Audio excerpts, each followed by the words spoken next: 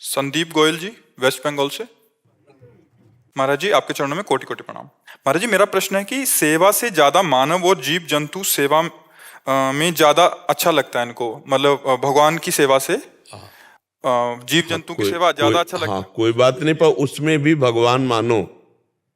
बिना भगवान माने जो सेवा होगी वो पुण्य होगा, लेकिन जब हम भगवत भाव रख लेंगे तो वही हमें भगवत प्राप्ति करा देगी। समझ रहे ना? हम जीवों में भगवान देखें कि हम कबूतर को दाना दे रहे हैं तो मेरे भगवान कबूतर के रूप में है, इसके अंदर भगवान बैठे हुए ना। बिना भगवान के तो चल ही नहीं सकता। तो हम भगवान को देखने की चेष्टा करें, सब में भगवान है। तो ऐसा मानकर हम पशु पक्षी किसी की सेवा करें। देखो, कुत्ते में भगवान का दर्शन किया नामदेव जी ने। जब रोटी बना रहे थे ठाकुर जी के लिए, तो कुत्ता मुंह में रोटी दबा के भागा। अब वो घी गरम कर रहे थे, इधर उधर कुत्ता रोटी लेके, तो दौड़ते हुए पीछे जा रहे हैं, कह रहे भगवान सूखी रोटी मत खाओ, घी भी तो आपके लिए, चुप रह लो। और एकाग्र होके देखा कि भगवान, तो वहीं विट्ठल भगवान प्रकट हो गए, विट्ठल भगवान प्रकट हो गए। तो अगर हम पशु पक्षियों में भगवान को देखकर सेवा करते हैं तो भगवान की बहुत सुंदर सेवा है। अलग से अगर मूर्ति सेवा नहीं करते तो कोई परेशानी नहीं, पर भगवत भाव उसमें करना पड़ेगा। मूर्ति सेवा भी करते हैं, लेकिन उतना मन नहीं लगता जितने इस काम। कोई बात नहीं, हम यही कह रहे हैं, भगवान उन रूपों में भी है। आप खूब मन लगाकर उन जीवों की सेवा करो।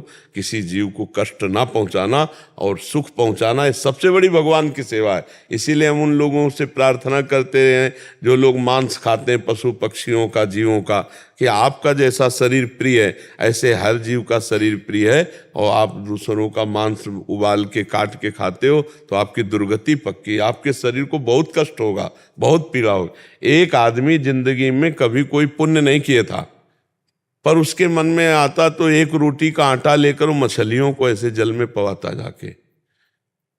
तो जब नरक में जाने के लिए उसकी तैयारी हुई तो देखा गया कि इसका पुण्य क्या है। तो बोले इसने मछलियों को, और मछली का अवतार एक बार भगवान लिए, मत्स्य अवतार लिए ना, मत्स्य अवतार, वो नरक से बच गया। और जब उसको दोबारा मनुष्य बनाया गया तो उसने पशु पक्षी जीव जंतुओं की खूब सेवा करना, कि एक मछली के दाना आटा खवाने से मैं नरक से जाने से बच गया और मुझे पुनः मनुष्य शरीर मिला, अब चांस नहीं खोएंगे। तो ये बहुत बड़ी बात है। जीव जंतुओं की जो हत्या करके शरीर में अपने ये सब राक्षसी प्रवृत्ति, बड़ी दुर्गति प्राप्त होती है। बहुत भाई लोग छोड़ दिए हैं, और कुछ लोग छोड़ तो दे ही दोगे, शरीर ही छूट जाएगा तुम्हारा तो ये सब, हाँ छूट तो जाएगा, ये सब अभी मान लो तो सदगति हो जाएगी, ना मानोगे तो दुर्गति होगी। छूट तो जाएगा ही, छूटेगा तो है ही। जी बहुत बढ़िया है, आपको पशु पक्षियों की सेवा करो। महाराज जी, पशु पक्षी को मारना अपराध होता है कि पाप होता है? देखो, अपराध का तात्पर्य होता है कि जो आज्ञा की गई है उसका उल्लंघन करना, उसे अपराध कहते हैं।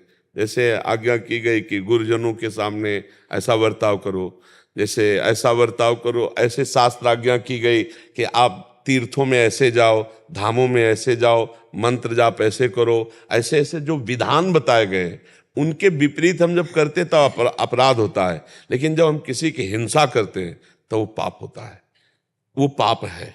उसी को हम अगर शब्दों में कहते हैं अपराध कर रहा है तो उस मान लो पाप ही कर रहा है। और अगर हम जैसे शास्त्रीय भाषा हमको नहीं समझते और कह रहे हैं पाप है, तो मान लो कि वो अपराध ही है। जैसे गुरु अवहेलना करना, तीर्थों में जाकर के मनमानी आचरण करना, जो शास्त्र निषिद्ध है उन कार्यों को करना, जो मंत्र के समय बताया गया सावधानी करो ऐसा नहीं, जो वो अपराध की संज्ञा में आते हैं। और जब हम किसी को अपने सुख के लिए पीड़ा देते हैं तो उसे पाप कहते हैं। जैसे पाप शब्द में आता है मदिरापान करना, पर स्त्री गमन करना, दूसरे का द्रव्य अपहरण करना, और हिंसा करके दूसरे का मांस खाना, और जुआ खेलना। ये 5 महापाप कहे गए, 5 महापाप कहे गए। तो ये पाप के अंतर्गत आता है। अपराध के अंतर्गत और श्रेणियां हैं, ये पाप के अंतर्गत। जैसे सुभाषितानी में एक श्लोक था, इसमें सुभाषितानी, अभिवादनशीलस्य नित्यं वृद्धो पसे विना चत्वारि तस्य वर्धन्ते आयुर्विद्या यशो बलम्। ये अपराध, अपराध के अंतर जो आयु विद्या यश और बल का अपहरण करते, ये अपराध करने वाली बातों के लिखा गया है। तो पाप का मतलब सीधे समझ लो, जिससे हम सुख लेने की लालसा से कष्ट देते हैं उसे पाप कहते हैं। और जब हम मनमानी आज्ञा उल्लंघन करते हैं और मनमानी आचरण करने की चेष्टा करते हैं तो अपराध बन जाता है। जो गुरुजनों की आज्ञा को उल्लंघन करना, शास्त्र की आज्ञा को उल्लंघन करना, अब जैसे पूजा का विधान है, यज्ञ का विधान है, दान का विधान है, तीर्थ यातन का विधान है, धर्म का विधान है, इसमें जो हम तो फिर जैसे अब हमारे यहाँ सेवा में अगर त्रुटि होती है, मनमानी करते हो तो सेवा के 32 अपराध हैं। सेवा में 32 अपराध हैं। धामापराध है, वैष्णव अपराध है, नाम में 10 अपराध नामापराध है। ये सब अपराध के अंतर्गत आते हैं। जिनको आज्ञा की गई कि ऐसे चलो तो आप ऐसे ना चल के मनमानी किए तो अपराध। लेकिन जो सुख की लालसा से शराब पीना, परिस्त्री गमन करना, काट करके जीवों को खाना, जुआ खेलना, छल हिंसा, चोरी करना, ये सब पाप के अंतर्गत आता है। गुरुदेव भगवान, इतने सूक्ष्म अपराध हो जाते हैं, समझ में नहीं आता। जब इसीलिए नाम कीर्तन हर रोज करो। 30 मिनट नाम संकीर्तन करने से नाम संकीर्तनम यस्य सर्व पाप प्रणाशनम, सारे पापों का नाश हो जाता है ना। रोज शाम के 30 मिनट नाम, तो जाने अनजाने में जो वो सब हिसाब किताब बना। लेकिन एक ध्यान रखना, अगर हम जानबूझ करके कि शाम के कीर्तन तो कर ही लेंगे, अभी हम पाप कर लेते हैं, वो नहीं नष्ट होगा, वो भोगना पड़ेगा। अब हमसे चूक हो गई या हमारा दिमाग फेल हो गया, हम शासन में नहीं रख पाए, कोई गलती, वो सब क्षमा हो जाएगा। और एक होता है जानबूझ के उत्साहपूर्वक प्लानिंग के साथ पाप करना, और फिर ये प्लानिंग हमारी है कि शाम के तो नाम कीर्तन कर ही लेंगे, तो वो नामापराध के अंतर्गत आ जाता है, फिर उसे भोगना पड़ता है।